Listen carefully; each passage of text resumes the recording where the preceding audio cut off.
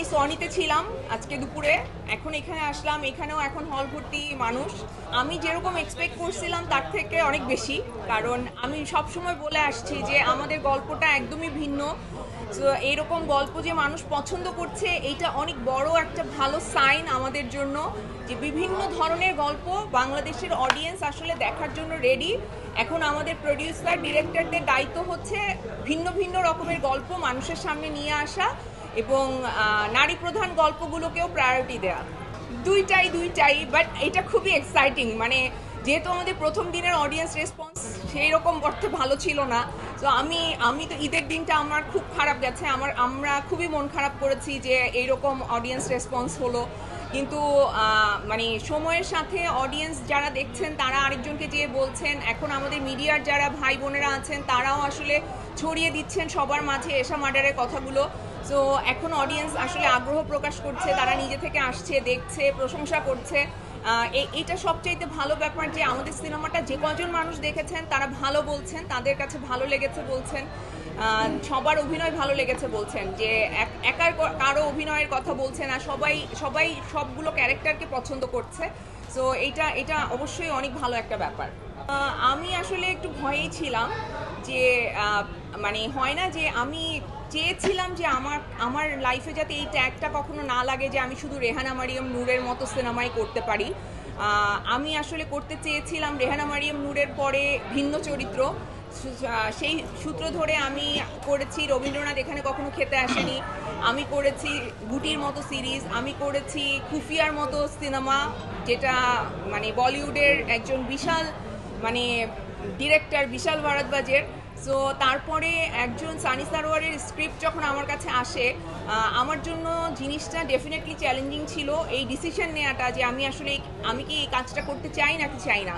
কিন্তু যখন আমি ক্যারেক্টারটা পড়েছি আমার কাছে মনে হয়েছে হ্যাঁ, আমি আসলে এই চ্যালেঞ্জটা নিতে চাই, বিকজ আমি আমার পেছনের প্রাপ্তি অপ্রাপ্তিগুলোকে পেছনে ফেলেই রাখতে চাই। আমি চাই না যে সেগুলো যাতে আমার ভবিষ্যৎ পথ চলাটাকে কোনোভাবে বাধাগ্রস্ত করে। হ্যাঁ,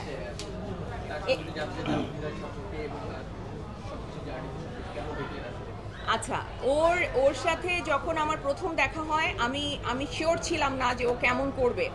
আমি এটা একদম অনেস্টলি আমি এটা ওকেও বলেছি যে আমি কনফিউজ ছিলাম যে আসলে এই ক্যারেক্টারটা এত ইম্পর্টেন্ট, মূল চরিত্র এখানে এশাকে ঘিরেই পুরো গল্পটা।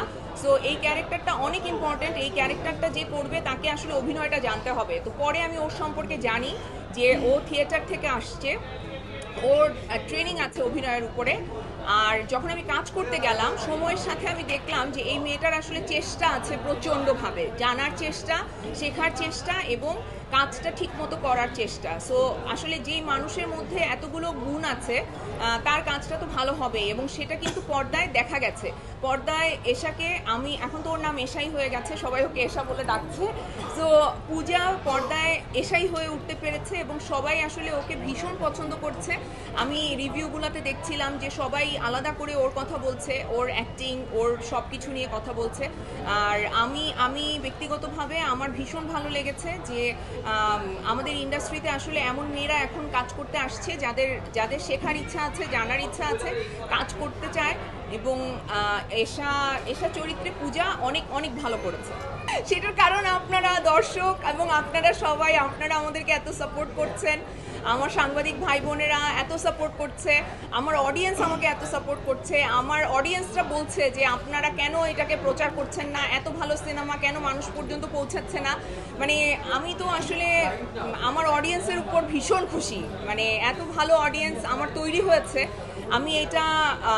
আমি চাইতাম, আমার জীবনের একটা স্বপ্ন ছিল যে আমার একটা আলাদা ফ্যান বেস তৈরি হবে যারা আমাকে আমার জন্য ভালোবাসবে, শুধু আমার অ্যাক্টিং না, আমার পার্সোনাল লাইফ, আমার পার্সোনাল স্টেটমেন্টস, আমার মুভ, আমার সব কিছু নিয়ে তারা প্রাউড ফিল করবে।